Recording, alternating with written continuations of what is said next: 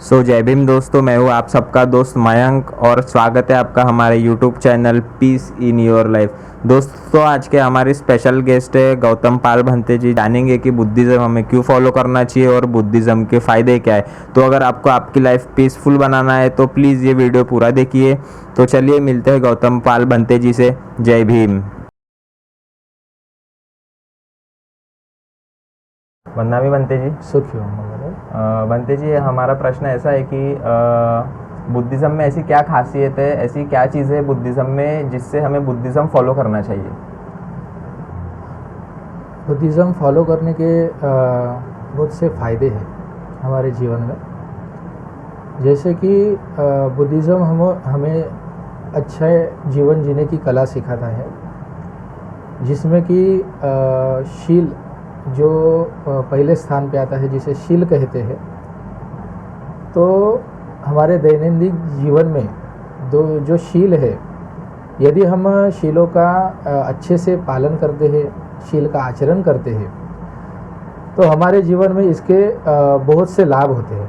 ठीक है, जैसे कि जो 5 शील बताए गए हैं, हमें सभी को 5 शील पता है कि प्राणी हिंसा नहीं करना चाहिए। तो उसके जो विपरीत है, उसके विपरीत जो आचरण है, मतलब प्राणी हिंसा नहीं करना चाहिए तो क्या करना चाहिए फिर? तो भगवान कहते हैं कि सभी प्राणी मात्रा के प्रति दया करना चाहिए, मैत्री करना चाहिए। तो भगवान ने मैत्री के भी 11 लाभ बताए, मैत्री के 11 लाभ बताए। तो ऐसे ही ये जो 5 शील है, इसके जो विपरीत जो है, उसके अपने अपने एक अलग अलग लाभ बताए हैं भगवान। जैसे कि मैत्री के 11 लाभ जो है, तो ये 11 लाभ जो है, भगवान बुद्ध ने बताया कि 11 लाभ में से जो लाभ है कि सुखपूर्वक सोना, यह लाभ है। जो व्यक्ति मैत्री धारण करता है, मैत्री का आचरण करता है, वो व्यक्ति सुख की नींद प्राप्त करता है, यह लाभ उसको प्राप्त होता है। यदि कोई व्यक्ति प्राणी हिंसा करके आता हो, वो कैसे ठीक से सो पाएगा? नहीं सो पाएगा ना। उसको डर रहेगा कि कोई आएगा, मुझे भी तकलीफ देगा, मुझे भी मारेगा, मुझे पकड़ के ले जाएगा।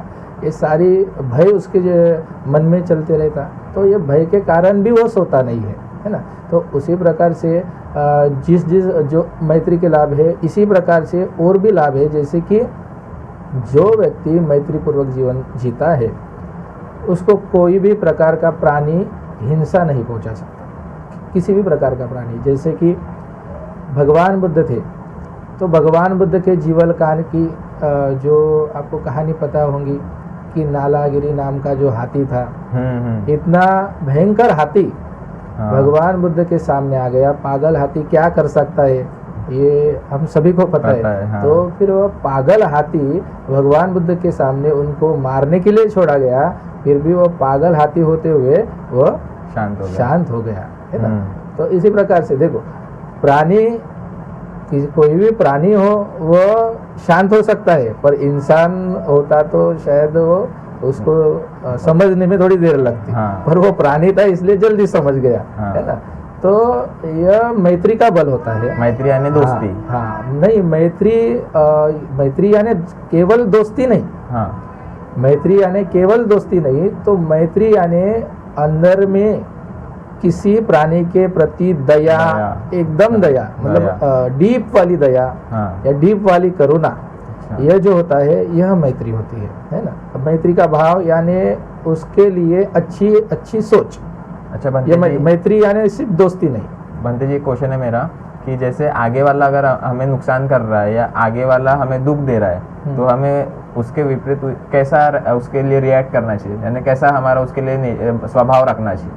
देखो, भगवान बुद्ध ने कहा है कि किसी को भी हम मैत्री से जीत सकते हैं, चाहे वो कितना भी बुरा हो, कितना भी क्रूर हो, वो मैत्री से जीत सकते हैं, है ना। हिंसा भगवान बुद्ध ने नहीं सिखाई है, बाबा साहब ने भी नहीं सिखाई है हिंसा हमें, है ना। तो उन्होंने हमें मैत्री का भाव और हमारे मन को स्थिर रखने के लिए कहा है। तो उसी प्रकार भगवान बुद्ध के सामने जब वो हाथी आया, तो भगवान बुद्ध के मन में बड़ी करुणा जागी, वो उस हाथी के प्रति भी करुणा जागी, मैत्री जागी। तो इस मैत्री के कारण इसीलिए भगवान बुद्ध को महाकारुणिक भी कहा जाता है ना। इसीलिए भगवान को महाकारुणिक कहा जाता है क्योंकि उनके भीतर जो है महाकरुणा होती है। कोई भी प्राणी हो उनके प्रति महाकरुणा होती है। उस करुणा से, उस मैत्री से भगवान बुद्ध ने उस नालागिरी हाथी को जीत लिया, है ना। हम जो कहते हैं ना, नालागिरी गजवरंग अतिमत्त भूतम, ये जो जयमंगल अष्टगाथा में हम कहते हैं। तो भगवान बुद्ध ये जयमंगल अष्टगाथा में कहते हैं कि जिस प्रकार भगवान बुद्ध ने अपने शांति से, मैत्री से उस नालागिरी नामक हाथी को जीता, इस सत्य वचन से तेरा मंगल हो, ये कहते हैं हम गाथा में। तो उसी प्रकार जो जो व्यक्ति मैत्री का आचरण करता है, मैत्री धारण करता है, उस व्यक्ति को कोई भी प्राणी उसको हानि नहीं पहुंचा सकता। ठीक है। उसी प्रकार मैत्री का आचरण करने से भगवान कहते हैं कि कोई भी इंसान भी उसको हानि नहीं पहुंचा सकता। अगर हमारे दिल में मैत्री भावना हो तो कोई इंसान भी हमें हानि पहुंचा नहीं सकता। अगर हम देखो, जो सोचने की क्षमता है, हम यदि किसी के बारे में जिस प्रकार की सोच रखते हैं तो अगला वाला भी हमारे बारे में उसी प्रकार की सोच रखता है। ऐसा है। तो इसलिए प्राणी तो हो गया, पर कोई इंसान भी उसे हानि नहीं पहुंचा सकता। तो इंसान, अभी एक उदाहरण ले लो, डाकू अंगुलीमाल का। जो इंसान 999 लोगों को मार दिया हो, उनकी उंगलियां गले में डाल रखा हो, एक इंसान को मारना उसके लिए बड़ी बात हो गई क्या? नहीं। फिर भी वो जब भगवान बुद्ध के पास गया उनको मारने के लिए, अभी आखिरी इंसान बचा था, उसको उसके गुरु ने बोला था कि 1000 लोगों को तू यदि मार देगा तो तुझे मोक्ष प्राप्त हो जाएगा। है ना। तो भगवान बुद्ध को जब मारने के लिए गया तो नहीं मार पाया, पकड़ भी नहीं पाया उनको, छू भी नहीं पाया उनको, है ना। तो ये बात होती है कि यदि हमारे दिल में किसी के प्रति मैत्री का भाव हो, अच्छा भाव हो, तो आगे वाला भी वहाँ पे रुक जाता है, थम जाता है। तो भगवान बुद्ध के प्रति जब भगवान उस जंगल में गए जहाँ पे अंगुलीमाल था, जानबूझकर गए कि ये भटका हुआ है, ये इंसान भटका हुआ है, इसको मार दिखलाना। भगवान बुद्ध के मन में उसके प्रति भी करुणा थी, उसके प्रति भी मैत्री थी, इसलिए भगवान जानबूझ के वहाँ पे गए। ऐसे नहीं कि चलते चलते गए, ऐसी बात नहीं है। भगवान बुद्ध को बहुत से लोगों ने मना किया था, वहाँ मत जाओ, वहाँ पे डाकू अंगुलीमाल रहता है। तो इस प्रकार से वहाँ पे भगवान जाने के बाद उनके जो दोनों में जो चर्चा हुई, तो उसमें भगवान बुद्ध ने कहा कि कोई मारने वाला बड़ा नहीं होता, बचाने वाला बड़ा होता है ना। तो यह तब की भी बात है जब देवदत्त ने उस हंस को मारा था, तो तब की भी बात है। तो यहाँ पे यही लागू होता है कि जो व्यक्ति मैत्री करता है, उसे कितना भी बड़ा क्रूर हिंसक इंसान भी हो, उसे कुछ नहीं कर सकता, ये बात है। तो उसी प्रकार भगवान कहते हैं कि जो व्यक्ति मैत्रीवान होता है उसकी लोकप्रियता बढ़ती है, यानी लोग उसे पसंद करते हैं। लोग उसे पसंद करते हैं, है ना। कोई भी यदि आप, मैंने पहले ही कहा था कि आप हर इंसान के प्रति मैत्री का भाव, करुणा का भाव मन में रखते हो, तो दूसरा इंसान आपके प्रति गलत भाव रखेगा? नहीं रखेगा। हम जैसे जिसके बारे में सोचते हैं, जैसी अपनी थिंकिंग आगे वाले के बारे में है, आगे वाला भी वैसा ही आपके बारे में एग्जैक्ट सेम सोचेगा। पर भंते जी, अगर कोई इंसान बहुत क्रूर है, बहुत बुरा है, जैसे हर इंसान सेम नहीं होता है, हर इंसान के दिल में मैत्री नहीं होती है। अगर वो बहुत यानी बात करने में बड़ा बेकार है और हम उससे बात कर रहे हैं, जैसे आपने कहा कि अगर हम मैत्री की भावना रखेंगे तो वो भी रखेगा, पर अगर आगे वाले के दिल में मैत्री की भावना नहीं है तो फिर क्या करना चाहिए? मैत्री की, देखो भगवान बुद्ध ने कहा है, अभी आपने जो कहा है कि बातों की जो ये है, तो जब ऐसे होता है तो तब भगवान बुद्ध ने कहा कि किसी के प्रति मन में कटुता मत रखो, मैत्री से ही काम लो, कटुता मत रखो। कठोरता का यूज कर सकते हो, कठोरता का यूज कर सकते, कठोरता का थोड़ी मात्रा में यूज कर सकते हो। यानी थोड़ा स्ट्रिक्ट रहना, हाँ, रह सकते स्ट्रिक्ट रह के थोड़ा सा काम ले सकते हो, पर हाँ। मन में कटुता नहीं होनी चाहिए। हाँ। कटुता और कठोरता में फर्क है ना। हाँ। जैसे कि एक उदाहरण देता हूँ कि एक बच्चा जो है उसकी माँ होती है, तो उसके माँ में बच्चे के प्रति बड़ी करुणा होती है, बड़ी दया। हाँ। तो वह क्या करेगी, यदि कोई बच्चा धीरे से कंकड़ ले और मुंह में डाल दे तो वो क्या करेंगी, उसको थप थप मारेगी, हाँ। है ना। हाँ। मारेगी, थप थप मारेगी या उंगली डाल के निकालेगी, है ना। हाँ। तो ये कठोरता हो गई, पर उसके मन में दया का भाव था, करुणा का भाव था। तो अच्छा। इसी प्रकार का भाव मैत्री का हमारे भीतर भी होना चाहिए उस व्यक्ति के प्रति। भले ही वो कितना भी क्रूर हो, फिर भी हमारे मन में उसे सुधारने की भावना होनी चाहिए। नहीं तो क्या निकाल दिया हमने भी कुछ और हाँ, मार लिए, तो इससे हमारे ही दुष्कर्म बढ़ते जाएंगे। तो इसी प्रकार भगवान कहते हैं कि जो व्यक्ति मैत्रीवान होता है उसे किसी भी प्रकार की विष बाधा भी नहीं होती। मतलब जो विष है, तो मैत्री से भी वो विष अपने आप ये कर देते हैं, ठीक है। तो उसे विष का भी कोई परिणाम उसके ऊपर नहीं होता। उसी प्रकार जो अस्त्र शस्त्र अग्नि जल वायु, इसका भी परिणाम उस पर कोई नहीं होता। तो यह सारे लाभ 11 प्रकार के लाभ भगवान बुद्ध ने मैत्री के बताए हुए हैं, ठीक है। तो यह पहले शील का पालन जो करता है उसे 11 प्रकार के लाभ होते हैं। तो देखो, अभी एक शील पालन करने से इतने लाभ होते हैं। हाँ। तो सोचिए बुद्धिज्म पूरा फॉलो करने से कितने लाभ होंगे, है ना। हाँ। तो यही उदाहरण बाकी के शीलों को भी लागू होता है कि जैसे कि दूसरा शील है कि अदिन्न दानावेरम, मतलब मैं प्राणी हिंसा नहीं करूँगा, है ना। चोरी नहीं करूँगा। हाँ। तो ये दूसरा जो शील है, मैं चोरी नहीं करूँगा, तो इसका पालन करने के लिए क्या करना पड़ेगा। तो भगवान कहते हैं कि हमें जब जब हमें ऐसी स्थिति निर्माण हो तब तब किसी की मदद करनी चाहिए, किसी को दान देना चाहिए, है ना। तो सभी धर्म में दान देने के लिए कहा गया है। ऐसे कोई भी रिलीजन नहीं है जहाँ पे दान को नकारा गया है ना। सभी संप्रदायों में दान का अपना अपना एक अलग अलग महत्व है ना। तो इसी को लेके डॉक्टर बाबा साहब अम्बेडकर जी ने भी कहा था कि हमारे जो कमाई का जो 20वां हिस्सा है ना, 20% जो भाग है वो हमें समाज के लिए धम्म कार्य के लिए दान करना चाहिए। 20%? हाँ, 20%। पर हम उतना नहीं दे पाते तो कम से कम 5% तो दे सकते हैं, पर आजकल वो भी नहीं हो रहा है। हाँ, तो इसलिए ये दान का जो महत्व है भगवान बुद्ध अपने जीवन में बहुत बताए, है ना। तो साधा उदाहरण ले लो, दान देने से कभी हमारा कुछ कम नहीं होता, वो हमेशा बढ़ता ही जाता है ना। धन जमा करने से, संपत्ति जमा करने से, यह हम संपत्ति सब साथ में थोड़ी लेके जाने वाले क्या नहीं। तो यह जो सारी संपत्ति हम कमाती है, सारे धन जो कमाती है, यदि वो ऐसे चलता रहे मतलब जाता रहे आता रहे व्यवहार होता रहे उसका, तो वो जो धन है वो सड़ता नहीं, बढ़ता है।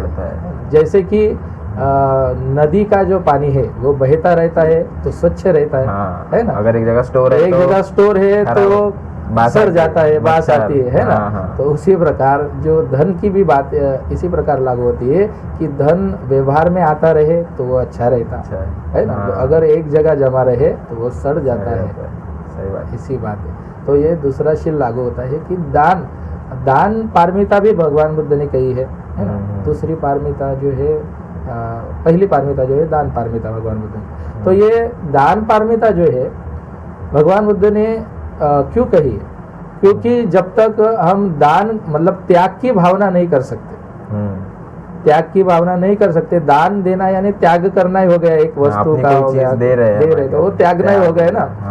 तो जब तक दान पारमिता पूरी नहीं करते, हम ये स्टेप नहीं पूरी करते, तो आगे कैसे बढ़ सकेंगे, है ना। तो कुछ देने का भाव ये भी मन में होना चाहिए। सभी धर्मों में, सभी संप्रदायों में दान को लेकर अपना अपना एक अलग अलग महत्व बताया है ना।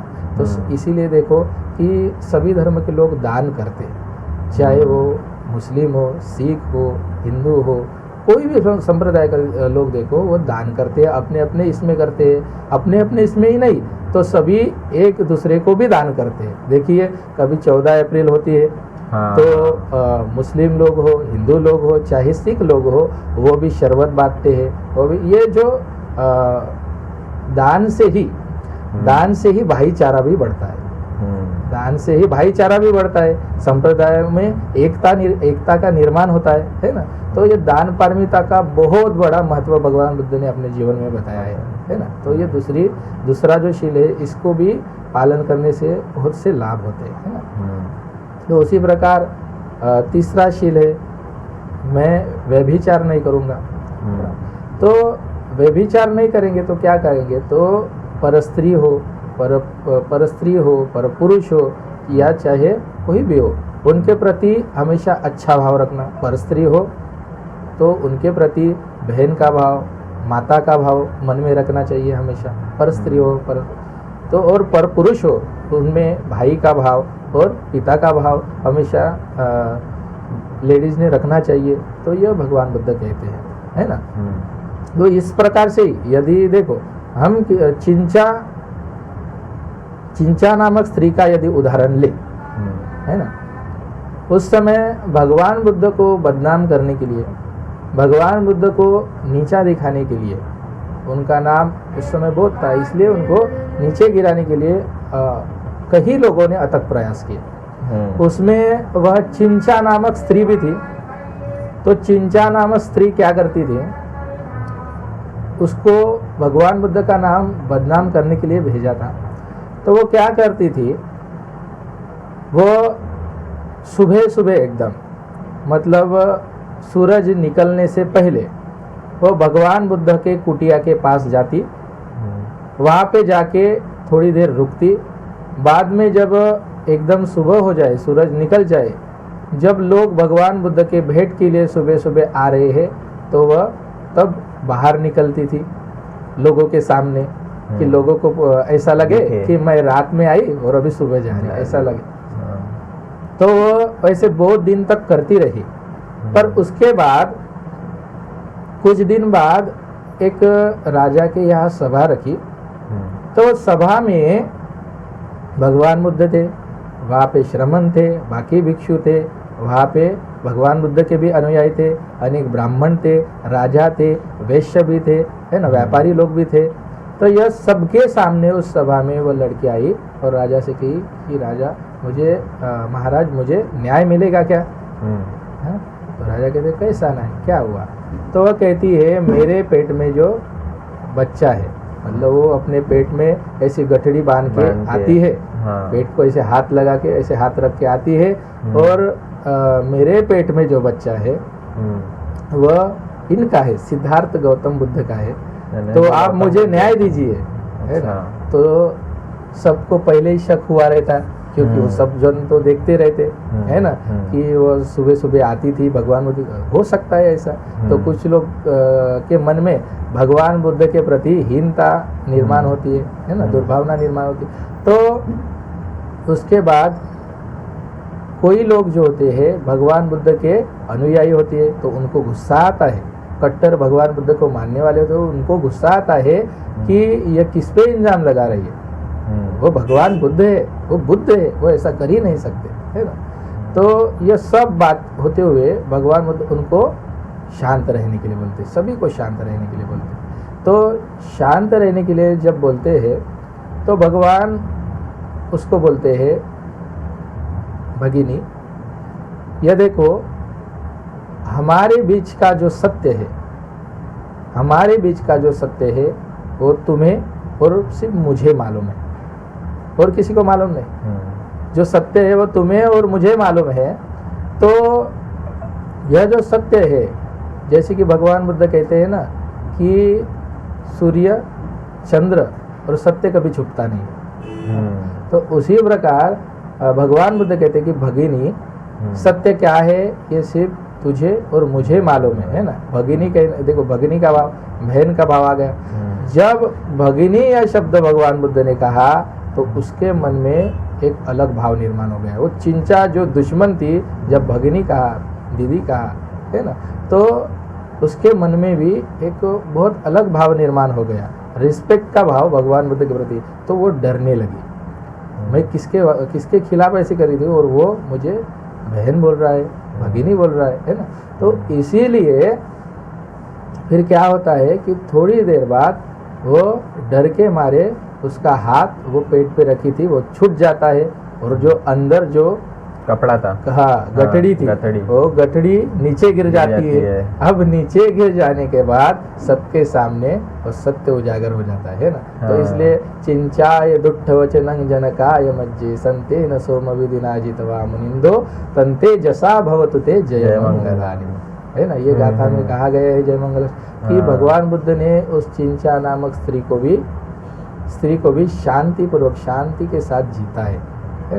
तो ये कहने का यह मतलब है कि यदि हम किसी के प्रति बहन का भाव रखते हैं, माता का भाव रखते हैं, तो यह हमारे लिए ही अच्छा होता है, यह हमारे लिए अच्छा होता है ना। यदि भगवान बुद्ध के मन में कोई दूसरा भाव होता तो यह सत्य उजागर नहीं होता, और भगवान बुद्ध का जो रिस्पेक्ट है लोगों में यह कम हो जाता है ना। तो इसलिए यह भी बहुत से लाभ इसके भी होते हैं कि हम यदि किसी के प्रति अच्छा भाव रखते हैं उसके भी बहुत लाभ होते हैं, ठीक है। तो चौथा शील भगवान बुद्ध ने बताया है, मैं झूठ नहीं बोलूँगा, है ना। तो हमेशा सत्य बोलने का भाव हमारे भीतर होना चाहिए, क्योंकि हम जब सत्य को अनुकरण करके कोई बात कहते हैं तो वह सत्य होती है। सत्य को अनुकरण मतलब यह सत्य है, जैसे कि हम जो गाथाएं बोलते हैं तो उसमें एक सत्य क्रिया की होती है, जैसे कि ऐसी घटना घटी तब ऐसा हुआ, इस सत्य वचन के तेरा मंगल हो। जैसे कि अभी यह जो गाथा बोली कि भगवान बुद्ध ने शांति से चिंचा को शांति के मार्ग से, मैत्री के मार्ग से जीता, इस सत्य वचन से तेरा मंगल हो, तेरा जय मंगल हो, है ना। तो यह सत्य क्रिया हुई है इसलिए मंगल होगा, सत्य क्रिया नहीं होती कैसे मंगल होगा। तो सत्य से बहुत मंगल होता है। जब ऐसे होता है कि हम बहुत बार झूठ बोलते हैं तो हम अपने कर्म बनाते हैं, अपनी तृष्णाएं बांधते हैं। जैसे कि बहुत बार होता है कहीं पे हमें पहुंचना है और हमें कॉल आता है कि जल्दी आओ जल्दी आओ जल्दी आओ, है ना। हम कहते अभी 5 मिनट में आधा घंटा हो जाता है और उसके 5 मिनट भी खत्म नहीं होते, ऐसे भी कभी कभी होता है। ये तो है ना। तो ये छोटी जो झूठ बातें बोलने हैं कम से कम वो तो भी हमें छोड़ना चाहिए, यानी ये भी एक प्रकार का बहुत झूठ ही हो गया है, झूठ हो गया, पर ये कर्म बनता है हमें ऐसे। हाँ, तो इसका भी परिणाम होता है। अच्छा, है इसका भी रिजल्ट आता है। हाँ, हमने बचपन में एक कहानी सुनी थी, आपने भी सुनी होंगी कि मराठी में वो कहानी है, लांडगा आला मराठी में, है ना। झूठ बोलता है पहले। हाँ, तो है ना। तो वो कहानी कैसी है देखो कि एक चराखू रहता है, बकरी चराने के लिए वो हमेशा जंगल में जाता था, वहाँ पे बहुत से लोगों के खेत भी थे।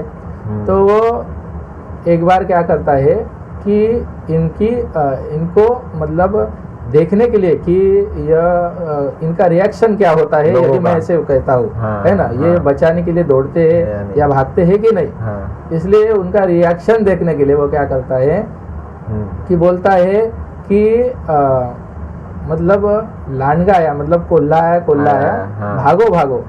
तो सब जन भागते फिर भागते देखते हैं कोल्हा कहाँ आया, तो नहीं आया।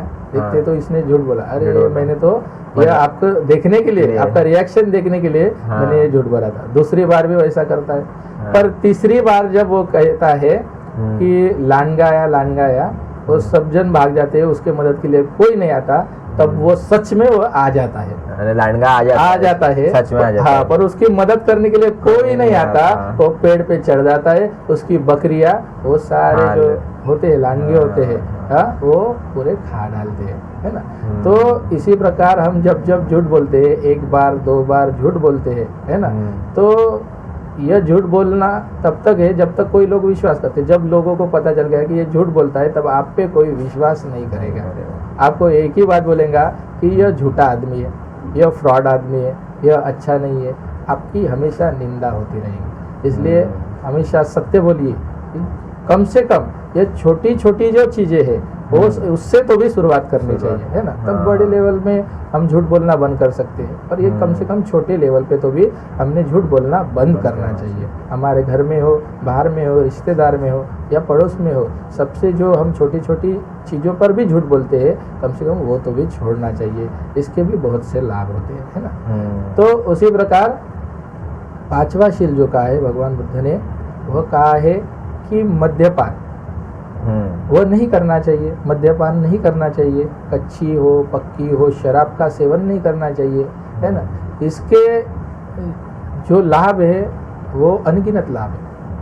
जो व्यक्ति व्यसन नहीं करता है, शराब नहीं पीता है, तो उसके बहुत से लाभ है जीवन में, है ना। देखिए, आपने कई लोगों को देखा होगा कि पहले वह बहुत अमीर था, है ना, बहुत अमीर था, पर शराब के कारण उसने अपना जीवन बर्बाद कर दिया। ऐसे बहुत बार देखे होंगे कि शराब के मारे उसका दिवाला निकल गया। ऐसे बहुत पूरी जमा पूंजी वो शराब में पूरी ये कर देता है ना। तो शराब के जो हानिकारक प्रभाव है हमारे जीवन में बहुत है, अनगिनत है।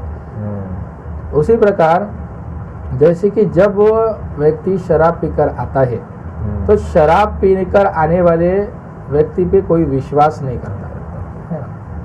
उसके घर में यदि कोई बीमार भी पड़ता हो, फिर भी उसको कोई मदद नहीं करता। क्यों नहीं करता? क्योंकि कि लोगों को लगेगा ये जो हमें मदद मांग रहा है, पैसों की हो जाए किसी भी प्रकार की हो, तो उनको लगेगा कि ये मैं दे दूंगा और ये जाके शराब पिए, ऐसे लगेगा। इसलिए कोई हमारी मदद भी नहीं करता शराब पीने वालों की, और उसके परिणाम हमारे परिवार पे होता है, उसका परिणाम हमारे बच्चों पे होता है ना। जैसे माँ बाप देखते हैं बच्चे की, जैसे माँ बाप कर रहे हैं उसी प्रमाण करने का वह देखते हैं, है ना। इसलिए यदि दारू पीने वाला यदि कोई आदमी हो, तो उसके बच्चे भी उसी प्रकार निकलने के कई चांसेस होते हैं। यानी 50% चांस होते हैं कि चांसेस होते हैं पिताजी है वैसा बच्चा भी हो, ऐसे बहुत से चांसेस होते हैं। ज्यादा चांसेस 50% से ज्यादा चांसेस होते हैं। कम चांसेस होते हैं कि दारू पीने वाले का बच्चा दारू ना पिए, पर ज्यादा चांसेस होते हैं कि वो पिए। हाँ, ये ज्यादा चांसेस होते हैं। अच्छा, ऐसे बहुत बार रिसर्च में पाया गया है, मेरे रिसर्च से। तो ऐसे और भी इसके अनगिनत दुष्परिणाम है। जैसे कि कोई दारू पीकर आता है, तो वो उसके घर में देखिए कभी शांति नहीं रहती। दारू पीकर आने वाले के घर में कभी शांति नहीं रहती, है ना। वो आएगा, बड़बड़ करेगा, चार बातें करेगा, गाली गलौज करेगा, है ना, गाली गलौज करेगा। कभी कभी आते आते किसी को भी गाली कर देगा, तो फिर उससे झगड़े बढ़ते हैं, है ना। तो ये शराब जो है वो हमें एकदम बिगाड़ देती है। ये शराब ही नहीं, तो जो पदार्थ है ये तो लिक्विड में होगा, शराब है लिक्विड। हाँ, तो ये इसके भी दुष्परिणाम बहुत से। जैसे कि कोई खर्रा खाता हो, है ना, तो खर्रा खाते हुए वो क्या करता है, खुद बीमार होता है, खुद का शरीर गंदा करता है ना। उसके दांत खराब हो जाते, दांत देखो उसके, तो उसके दांत के तरफ देख भी नहीं सकते, ऐसे दांत हो जाते हैं, है ना। तो इस प्रकार से खर्रा खाने वाला हो तो वो खुद का शरीर गंदा करता है। बाद में वो शरीर गंदा करता है, बाद में अपना परिसर थूक के गंदा करता है। उसके बाद वो अपने परिवार घर में भी गंदगी करता है ना, किधर भी गिरा के रखता है।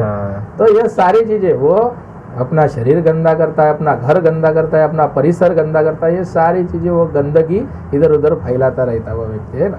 तो यह भी दुष्परिणाम हमारे भीतर होता है। उससे मतलब रोग भी होते हैं बहुत सारे, कैंसर वगैरह की बीमारी। वहाँ पे लिखा भी रहता कि यह इससे कैंसर होता है, फिर भी लोग खाते हैं। अच्छा, हाँ बंदे जी, एक अच्छा याद है मुझे ये पूछना था कि जैसे लोगों को पता है कि इस चीज से उसे हानि होने वाली है, जैसा कोई भी कार्य हो जिससे उसे हानि हो सकती है, उसे पता है कि अगर मैं चोरी करूंगा तो पुलिस पकड़ लेगा, मैं इसका सेवन करूंगा तो मुझे ये बीमारी होगी, ये पता होने के बाद भी वो चीज वो करता है, तो ऐसी क्या चीजें दिमाग में लानी चाहिए, ऐसी क्या चीजें सोचनी चाहिए कि हम वो चीजें ना करें? देखिए, एक व्यक्ति शराब क्यों पीता है, तो उनको यदि हम पूछते हैं कि आप शराब क्यों पीते हो, तो क्या कहते हैं कि हम शराब इसलिए पीते हैं कि दिन भर काम करते हुए हम थक जाते हैं, शाम को थकावट दूर करने के लिए हम पीते हैं। पर देखिए, आप दिन भर काम करते हुए थक जाते हैं, शाम को आप थकावट दूर करने के लिए पीते हैं, पर दूसरे दिन तो वैसा ही होता है।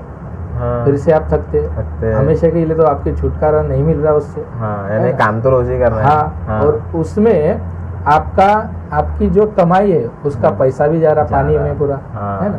तो इसलिए यह उस व्यक्ति ने यह सोचना चाहिए कि इससे मुझे क्या लाभ हो रहा जीवन में, क्या लाभ हो रहा।